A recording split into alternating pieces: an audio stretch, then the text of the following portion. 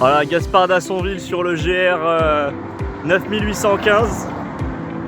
Un GR assez fréquenté par les poids lourds espagnols, apparemment. C'est un GR, le truc, c'est une bretelle d'autoroute. Moi, je vais arrêter là, je pense. La semaine dernière, avec un ami, nous avons décidé de partir en pèlerinage vers un lieu saint, le sanctuaire de Rocamadour. Pourquoi cette démarche ? Car nous sommes chrétiens et que dans la joie de Pâques, nous voulions nous mettre en marche pour porter dans la prière certaines intentions vers le Seigneur. Cette vidéo retrace les moments marquants de notre pèlerinage et ce qu'il nous a aidé à comprendre. Nous espérons qu'elle vous donnera envie d'en faire un et de venir à Rocamadour, un lieu de grâce et de paix. Bon visionnage.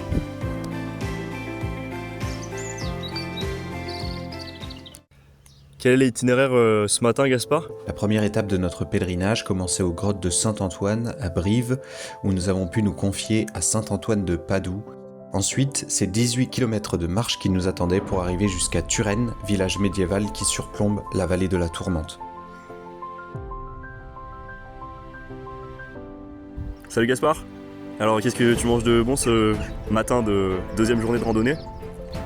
Là, c'est du flocon d'avoine avec de l'eau chaude que j'ai réchauffé avec un réchaud et de la banane. Et c'est pas mal pour refaire des forces et puis repartir marcher. T'as installé un petit campement là ? Exact, on était à Brive hier matin et on est arrivé à Turenne là, donc on a fait 20 km voilà, en une journée. Et on a trouvé un petit calvaire pour nous accueillir, donc ça c'est top. Et voilà, comme on est en autonomie avec le réchaud, il fallait juste trouver un point d'eau. Et les gens sont super sympas, donc on a pu poser la tente ici. Et on repart ce matin pour Martel, et ensuite ça sera Rocamadour. Voilà. Merci Gaspard.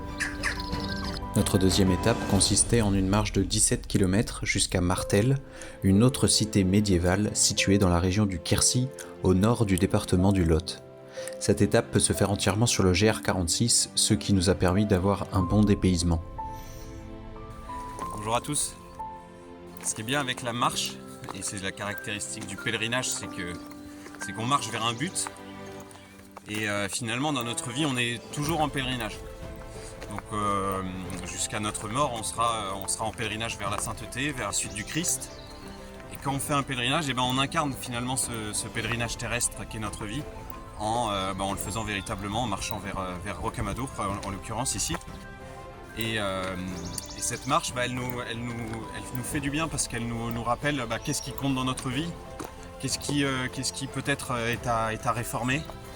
Elle nous confronte à l'effort, et l'effort nous ramène à notre être profond finalement.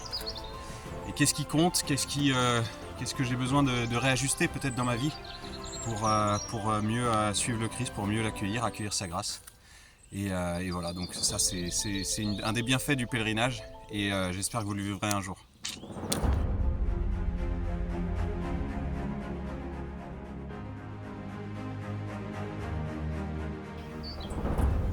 Les amis, quand vous êtes en pèlerinage et que vous cherchez de l'eau, il y a une petite astuce, c'est quand vous arrivez dans un village, souvent il y a un cimetière. Et dans un cimetière, il y a un robinet avec de l'eau.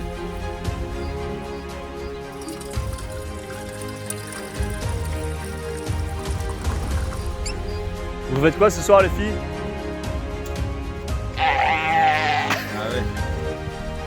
Ah, vous êtes là.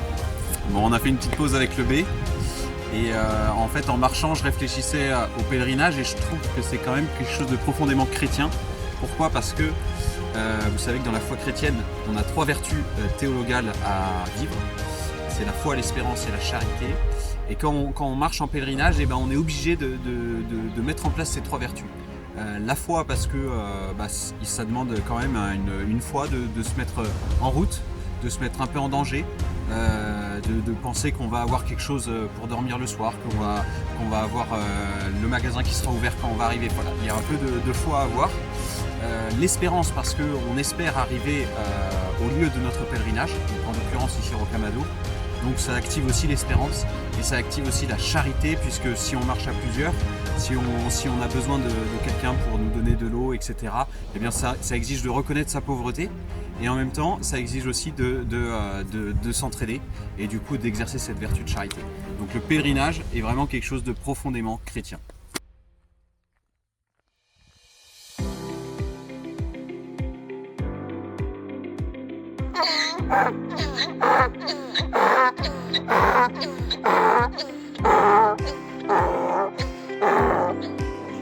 Il y a une déclaration d'amour là, Gaspard.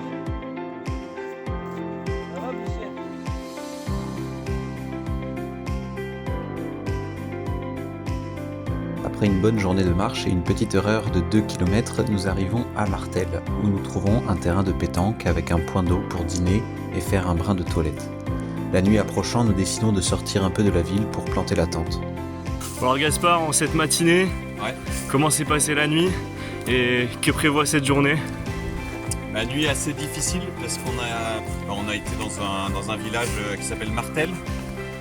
Et on a trouvé voilà, une petite prairie où dormir, où poser la tente. Mais il a fait hyper froid cette nuit. Et je pense qu'on avait des petits duvets.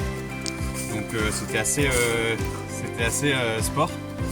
Et je pense qu'on n'a pas beaucoup dormi. Mais en fait ce matin, étonnamment ce matin il n'y a pas de soleil. Quand il fait moins chaud, c'est plus agréable aussi pour marcher. Donc c'est peut-être une grâce, c'est sûrement une grâce d'ailleurs ce temps un peu plus couvert. Parce que du coup là c'est notre dernier jour de marche jusqu'à Rocamadour.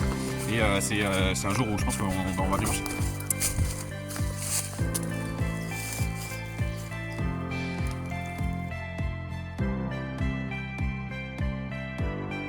Cette troisième et dernière étape de notre pèlerinage reliait donc Martel à Rocamadour sur 19 km. Le GR nous faisait récupérer au cours de la journée le chemin de Saint-Jacques-de-Compostelle et nous permettait aussi de découvrir des histoires étonnantes comme à Gluges, localité que nous traversons. Alors dis-moi Gaspard, où est-ce qu'on est en ce moment? Alors en fait ici on est à Gluges, donc sur le chemin de Rocamadour, après Martel si on vient du nord. Et en fait ce que je trouve génial dans les pèlerinages c'est qu'on débarque dans des villages inconnus. En fait il se passe des choses incroyables. Et là ce village on constate que l'église est fermée sûrement parce qu'il y a des travaux, etc. Mais on voit qu'en fait dans ce village, habitait à côté de ce village Édith Piaf, qui a en fait restauré durant sa vie certains vitraux par ses propres fonds et qui a voulu qu'on ne sache pas l'argent qu'elle avait mis pour la restauration de ces vitraux jusqu'à ce qu'elle décède. Et donc après le curé a révélé aux villageois que c'est Édith Piaf qui avait bien restauré ces vitraux-là.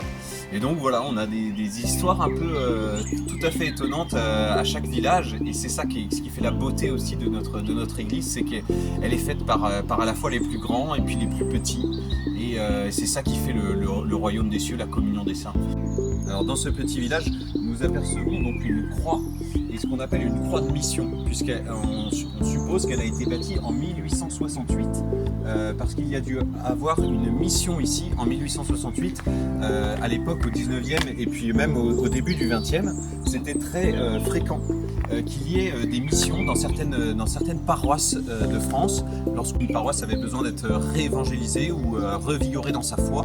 Et donc on faisait venir des franciscains ou des missionnaires, des missionnaires qui venaient pendant une semaine, pendant 2 semaines, réévangéliser la paroisse en organisant des conférences dans l'église, des temps de confession, des soirées de prière.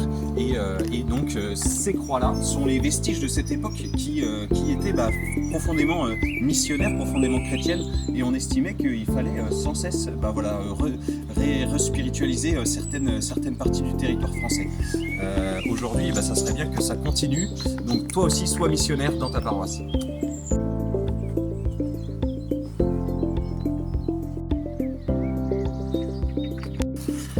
Donc Gaspard, là on a eu une montée assez franche, Ouais. On a fait un peu de dénivelé. Carrément. Quel est ton rapport à la souffrance physique dans ce pèlerinage? Qu'est-ce que tu peux nous en dire? Eh bien, ce que je comprends en tout cas de la souffrance dans ce pèlerinage, c'est que il y a toujours, dans un pèlerinage, il y a toujours une part de souffrance à vivre. Et c'est pas forcément facile, c'est normal, c'est la souffrance. Mais en l'accueillant avec douceur, avec joie, en fait on peut en faire quelque chose. Alors mystérieusement, nous on croit que si on l'offre à Dieu, elle est capable de générer des grâces pour soi ou pour les autres. Et donc c'est ce qu'on essaye de faire avec Benjamin dans ce pèlerinage, c'est accueillir la souffrance qu'on vit, le mal aux pieds, la fatigue, la mauvaise nuit, et l'offrir au Seigneur pour la réparation, pour des personnes qui ont besoin de prière. Et tout ça, on croit que ça peut donner des grâces à ceux qui en ont besoin. Voilà, donc offrir ses souffrances, c'est pas forcément facile, je suis d'accord, parce que la souffrance c'est beaucoup de choses un peu inégales, mais voilà, en tout cas on essaye. À bientôt. On arrive sur Rocamadour, Gaspard, un petit mot? Ouais, on est là. Merci.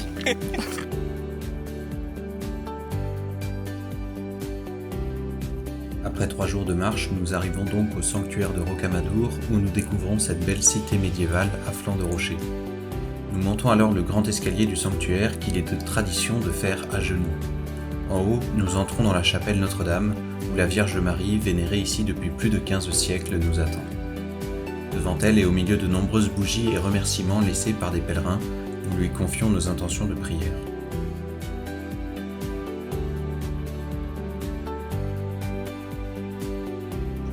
Bonjour à tous, on est arrivé, ça y est, à Rocamadour, au sanctuaire, hier, et là nous avons dormi, nous nous sommes reposés, et aujourd'hui et demain nous sommes au service du sanctuaire, dans ce magnifique écrin rocailleux où le sanctuaire de Rocamadour est encastré. Vous voyez dans la vallée du Lot, tu peux montrer, Benjamin, cette belle vallée avec ses roches, et où il y a de nombreux touristes qui viennent ici visiter chaque jour le sanctuaire, où Saint Amadour, selon la tradition, est venu prier ici et a confectionné une statue, la statue de la Vierge Noire, qui est aujourd'hui ici vénérée et qui fait des miracles. Et concrètement, c'est quoi ta mission comme bénévole au sanctuaire de Rocamadour? La mission, c'est de rendre le sanctuaire accueillant pour les pèlerins et pour ceux qui vont venir aider et vont venir résider ici. Donc c'est de rendre les choses un peu propres, notamment pour cet été, parce que ce lieu ici accueille l'été beaucoup de bénévoles, une 50aine de bénévoles, parce qu'il y a beaucoup de touristes qui viennent. Et c'est pour que ces touristes puissent connaître un peu l'histoire du sanctuaire.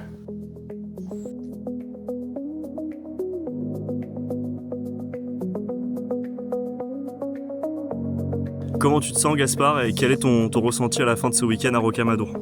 Franchement, rechargé, vraiment en paix, parce que tu peux tout déposer à la Vierge Marie dans le sanctuaire, tu peux vraiment te poser. C'est un service et en même temps tu as des temps pour toi, pour prier, pour te confesser, pour vivre le sacrement de l'Eucharistie. Donc non, c'est vraiment génial. Une petite chose juste pour vous dire avant de partir, le sanctuaire vous attend cet été. Il y a plein de bénévoles, il y a plein de missionnaire de 18 à 30 ans qui viennent rendre service ici. Donc n'hésitez pas, c'est une expérience incroyable et vous allez pouvoir rencontrer tous ces touristes qui viennent et qui ne connaissent pas Jésus, qui ne connaissent pas la Vierge Marie. Elle, ici, elle fait des miracles, on peut en attester, donc